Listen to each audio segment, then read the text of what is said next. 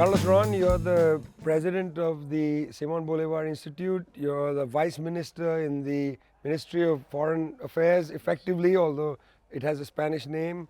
Now, interestingly, Joe Biden is holding a major summit of democracies in Los Angeles. It seems to me that Venezuela, Nicaragua, and Cuba are not going to be invited. That's Cuba population 11 million, Nicaragua population 6.6 million, Venezuela population 31, 32 million. These are small countries compared to the United States. Why does the US government hate Cuba, Nicaragua, and Venezuela? Because I think that it was never an issue of real democracy. I mean, and that's precisely what they're worried about, is that we have popular projects that have been built on actual political participation from the grassroots, from the basis, and that's something that is risky for the traditional US model of basically telling the rest of the countries in the region what to do or how to act. They don't want to hear about our people, what our people think, what our people want to do with the resources, what our people want to do with their futures. They're concerned about just carrying out their plan. And basically they do this in order to consolidate their leadership, impose a leadership over the region, is what the OAS has been doing for several years now, ever since its existence. And sometimes, some countries have tried to resist that. Now, the countries that have resisted more successfully are three countries that are currently not part of the OAS, like Venezuela, Cuba, and Nicaragua. And I think that's something that they don't want to even talk about. They don't want to consider the points of views of our peoples in their assembly. So the problem is then that these are countries that have an alternative project. What is that alternative project? Well, the alternative is, like I said, it's more participation. I believe, trying to make sure that you have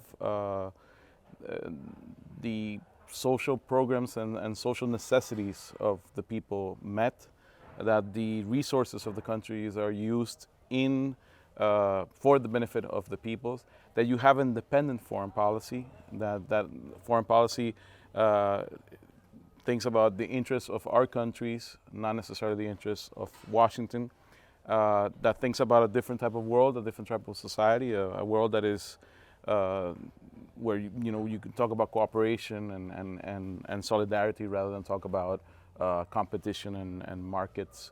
And I think that idea in itself is subversive for them. Well, it's interesting because the United States government says that it's holding a summit for democracy, and it says that these countries are also not democracies. Don't need to speak for Nicaragua and Cuba, but is Venezuela a democracy? It is very much a democracy. It's a very deep democracy where we have had over 26 elections in 20 years.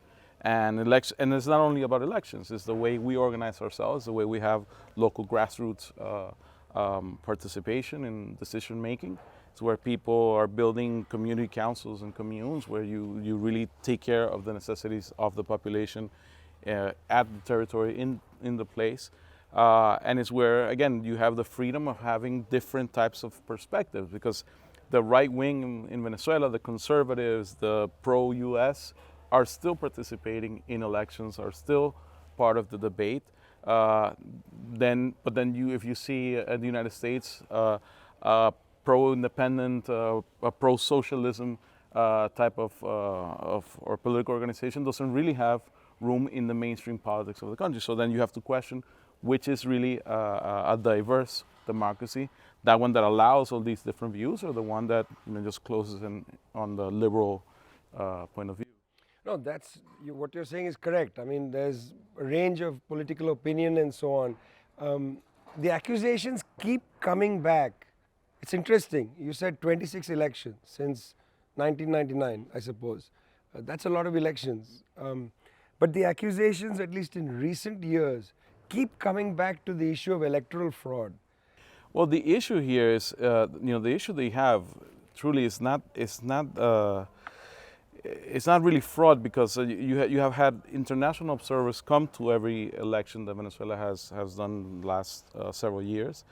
You even had one point Jimmy Carter say that it was the best system in the world. It's a highly automated system. Almost 100% of the country is already automated. There's a lot of safeguards to the electoral system. But the issue is that politically, the people really control who wins. And the U.S. allies in Venezuela have not been able to sell their platform, their political program to the Venezuelan people in many years, because it's a program of privatization, it's a program of cutting back social programs, it's just a platform that basically goes against the interests of the people. So the only thing they have, or the only thing they can do to argue against that is just question the democratic process itself, the election process.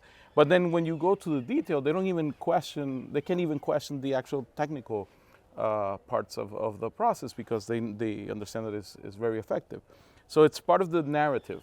It's Washington always imposing a narrative, trying to misguide or trying to confuse about what the reality in Venezuela is, and trying to undermine our ability as a people to choose our leaders and to choose our programs. I mean, you live in Caracas. Yes. You look at the United States government repeating every few months, maybe every few weeks, I don't know how frequently they repeat this, but they seem to repeat the same narrative over and over again. I know that you've rebutted it in reports, in testimonies given before various international bodies. You had a special rapporteur come to Caracas to look at the impact of the US sanctions and so on.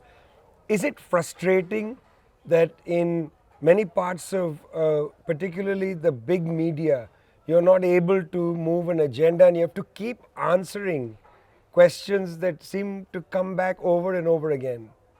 Yes, again, it's always problematic because you keep repeating, trying to defend yourselves from the attack, and it's an uneven battle, because no matter how much facts you bring out, no matter how well you construct your arguments, there's always this imposition by the large media corporations that dominates the narrative.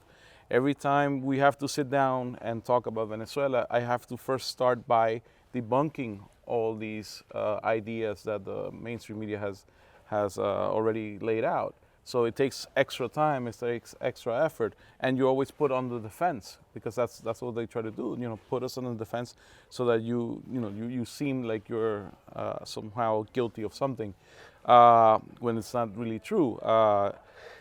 But and you see also the way how they make it difficult for you to rebut their accusations.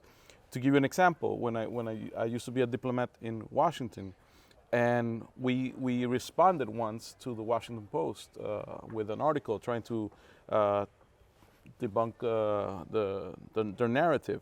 The next day they came up with another article, so I tried to do the same thing and publish another rebuttal, and they said no, I couldn't do that because I was a representative of the government, and I could only then reply once every 6 months. So they could basically write about my country every day, lie about my country every day, but I can't defend myself. I can only defend myself once every 6 months. So how do you compete with that narrative? How do you compete with that narrative? It's very difficult. You have to talk to the people. You have to reach out to the grassroots. You have to use now the new alternatives that we have: social media, alternative media, education in general. Just laying out, and also the important thing, telling people to come to Venezuela and see Venezuela for themselves, and not just take the story that they're fed by the media, but actually go there and see what the reality is and how we live. The United States sanctions currently about 30 countries around the world. Venezuela really at the heart of it. This sanctions regime has been conducted by the US without UN Security Council resolution, which makes it, well, technically illegal. Nonetheless, the US is heavily sanctioning Russia as a consequence of the crisis in Ukraine. Doesn't look like the sanctions is working very well in Russia. Some people are saying that the world is being divided up between countries that with the United States and those that used to face sanctions but are now building alternative mechanisms. How do you react to the failure of the sanctions having a biting impact in Russia, and will this have any meaning for Venezuela? Well, the problem is to use the so-called sanctions in the first place, and to think that this is a viable option. And one of the things that, for example, the American public doesn't really know is that the effect of sanctions is terrible. It could be as terrible as a war when you take into account that countries that are blocked can't get enough items that they need for medicine or food. They say that there's licenses and all that, but in practice, there's this overcompliance where a lot of companies are not willing to sell or to trade with the countries that are under sanction in fear that they lose their business. So it's a huge affectation that eventually carries a strong toll on people, on everyday people, not on those governments that they're trying to attack or leaders. It's a terrible tool because it's used to affect people in order for those people to turn against their own government. So it is as criminal and as vicious as conventional war. It's just in a different atmosphere, a different type of aggression. So I think it's never going to succeed, because what they don't take into account is that when people feel that they are being attacked, people resist, and people want to defend their freedom and their idea of deciding their own future. In the case of Venezuela, it's precisely what's happened. We've been resisting for the last several years against these sanctions, and it makes our people even more cohesion around the defense of Venezuela's integrity and sovereignty. So it's a failed policy, of course, but it's a criminal policy that affects everyday people. So if we think about the question of sanctions, it's true that people focus on sanctions. It's a horrible thing. It really impacts people, but it also allows one not to focus on something else, which is the question of military power. And what I wanted to talk about with you is that, look, we know the United States government has participated in coup d'etats, most recently against the government in Bolivia, the government in Honduras, and so on. United States government participates in pressure campaigns against different countries. But it's been a long time since the United States actually directly militarily invaded a country. I mean, even the Bay of Pigs in Cuba wasn't a direct US invasion. It was a mercenary force. I mean, I'm thinking 100 years ago, Nicaragua and so on, where the US actually physically invaded the country. Panama, 1989. There was a bombing. Special forces go in, grab Noriega, pull him out. But even that's not really an invasion. Seems like the US Southern Command leader, who's here in Buenos Aires today, is going around talking to people in the continent. I always feel like one misses in these conversations the possible, tangible reality of a US military intervention in a country like Venezuela. Do you feel like a US military intervention into Venezuela is something that's possible or likely? I don't think we could ever think that it's not a possibility. Under the Trump administration, there was a moment where he came out and actually said, we have all options are on the table, and it was a message implying that there could be a military attack eventually, at some point. And I think that it changes, like you said, in time. There's the issue of public opinion in the U.S. A lot of the wars that the United States has lost in more recent years, they have been lost because of public opinion.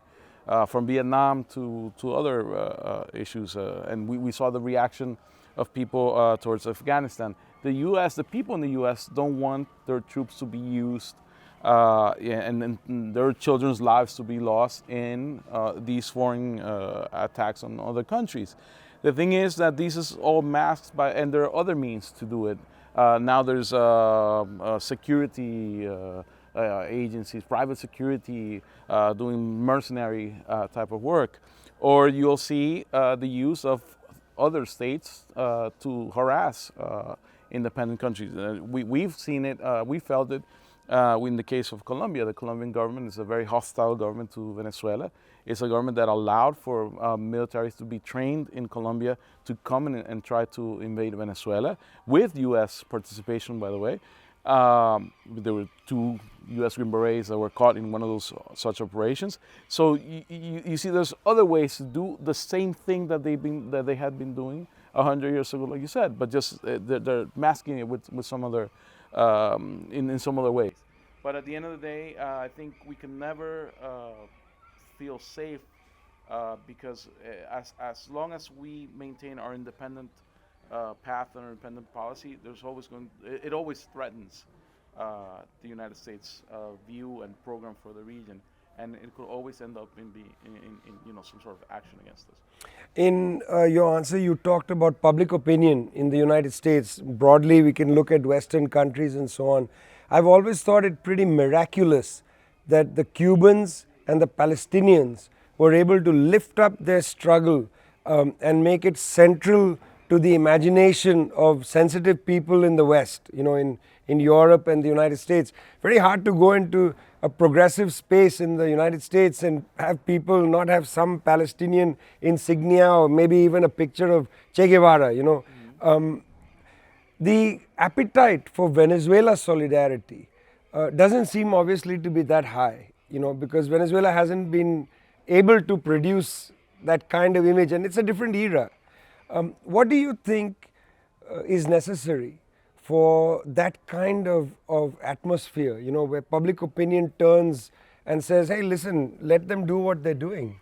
I think you need a very aggressive campaign in showing what's going on and showing what's going, what the people of Venezuela are undergoing when they receive these attacks from the United States.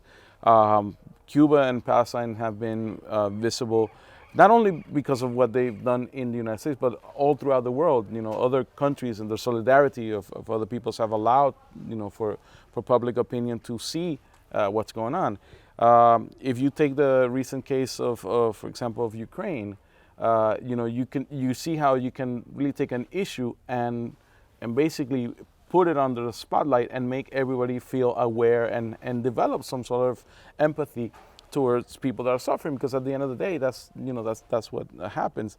Now, if you hide the suffering of the people, if you exclude that from the media, if you exclude that from everyday talks, and you have nothing to help you put that in the spotlight, then your cause sort of takes a back seat or moves away. So we need to bring the Venezuela issue more to the spotlight and try to make sure that people know and understand what's been really going on for all these years, and the aggressions that we've suffered.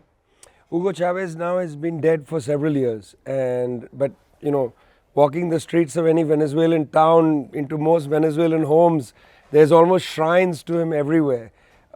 He seemingly embodies the Bolivarian revolution. It's a tough act to follow for Nicolas Maduro to be the president after Hugo Chavez. What are the kinds of new thinking that have been there now for the Venezuelan people as they've tried to struggle between the needs of a people desperate to break out of the bad conditions of the past, but also the sanctions regime? What are some of the new thinking you'd like to share with people? Well, I think, like you said, President Chavez was a great leader, and he opened up a path for us, and it's still part of our everyday inspiration. I think, like you said, it's hard shoes to fill by President Maduro, but he has also lived under a lot of strain. I think that the level of attacks, the viciousness of attacks that he has received are even have little comparison otherwise in whole of Latin American history. Even you can compare to the attacks on Cuba or on President Chavez himself, but it's even more vicious and more continued. So I think the leadership of President Maduro has been very important for us to face this new moment. And I think it's important also that what he has been calling for in recent months is that we go through this process of first of all, that we understand the resistance, that we understand where we are at this moment in time, because we have to understand what we're undergoing as a country trying to make that transformation towards socialism, but we need to resist, and that we're resisting this new type of hybrid war that we hadn't seen before, we hadn't experienced before. Then he's calling for a rebirth, and that rebirth is basically to take back, take a look at our roots, take a look at our history in these last 20 years of revolution, take back even a look at the Bolivarian tradition of 200 years ago, and sort of what do we see, what does that apply today to the world today, where we fight fascism in all its forms throughout through the world, where we have to save the planet from extinction because of the capitalist deprivation. So we need to rebuild ourselves, rebuild our image of this socialist project, and then take that extra step, revolutionize, like he says. Like we have to go and do all those things that would really take us to that step beyond. Deepen popular participation, deepen the project of the communes, fight against our own faults, our own corruption, our own bureaucratism, all these things that forbid us from moving forward. So I think these are the ideas that President Maduro was talking about. These are the ideas that we, as the militants of the Bolivarian Revolution, are talking about and are trying to build for the next years. How do we see ourselves within this framework? In 1823, U.S. President James Monroe articulated what's known as the Monroe Doctrine, which basically says the United States is going to protect the Americas from Spain and Portugal. But in fact, effectively meant that this is the backyard of the United States. Recently, U.S. President Joe Biden said, well, it's not the backyard, it's the front yard. Well, Joe, it's an odd thing to say about another people's country. Next year is the 200th year anniversary of the Monroe Doctrine. How are the people of Venezuela going to celebrate the 200 years of the Monroe Doctrine? We've been celebrating the 200th anniversary of several important landmarks. The Battle of Carabobo last year that liberated Venezuela. This year it's the 200th anniversary of when San Martin and Bolívar crossed paths in order to free Peru and eventually achieve the freedom of all of South America. I think that is what we're looking towards. We're not going to celebrate the Monroe Doctrine. We're celebrating what we achieved together. We're looking towards celebrating Ayacucho. We're looking towards celebrating the Congress of Panama, which is in 1826, which is really the moment where we decided to come together, or the first step towards real Latin America and Caribbean unity. I think those are the dates we're looking towards. I think the Monroe Doctrine is dead, despite the fact that Bolton tried to revive it, and anybody else afterwards in the White House has also tried to talk about this. The peoples of Latin America have they think of their own, they act on their own, and I think we have a continent that's moving once again towards that current of independence and sovereignty. So that's where we're putting our focus on. And Monroe can stay in the history book. We're sitting in Argentina. Hugo Chavez, in the early years of the revolution, came up with the idea of creating a Bolivarian project for the Americas. They launched ALBA as a trade pact, ALBA TCP. Then out of that process emerged ALBA movements. We're here at the third assembly, Continental Assembly of the ALBA movements. What's your hope for popular movements in the Americas? And you forgot to say this is also the place where ALCA or FTAA died, because here in Argentina, in Mar del Plata, where Chavez came up and the social movements came up and sort of finished off that, and not only the social movements but also the left-wing governments that decided to put an end to that phase of our neoliberal history.